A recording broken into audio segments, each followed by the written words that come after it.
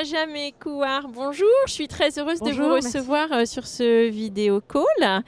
Vous êtes fondatrice et dirigeante de Calista Direct Investors. Ma toute première question, quelles sont les caractéristiques du capital investissement ?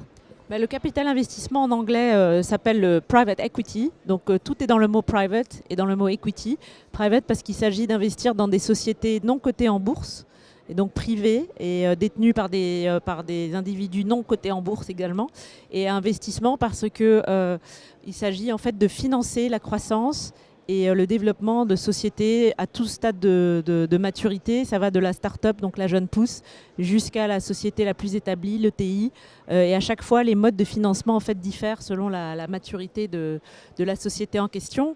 Et typiquement, on peut accéder au capital investissement en investissant directement dans des sociétés.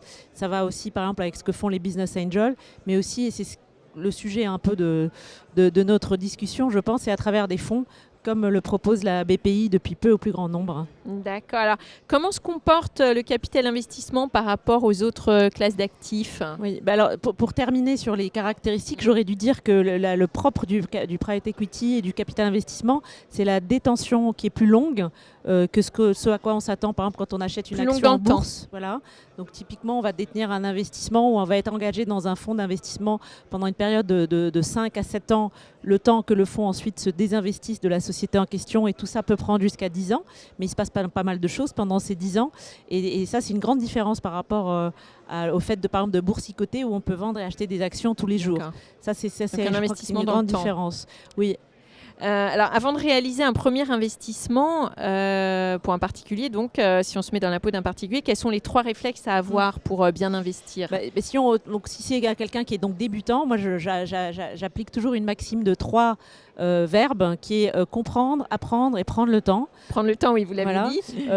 Comprendre parce qu'il faut d'abord savoir de quoi il s'agit dans les sous-jacents, quelle stratégie on va choisir et pourquoi. Apprendre, donc il vaut mieux s'équiper de conseils professionnels et donc avoir un conseiller dont c'est le métier de faire ça tous les jours, et prendre le temps parce que c'est comme le bon vin, le private equity, c'est un goût qui s'acquiert dans le temps et on ne peut pas du jour au lendemain dire qu'on a envie d'y aller sans réfléchir. C'est plutôt un investissement de conviction et plutôt actif en fait que passif.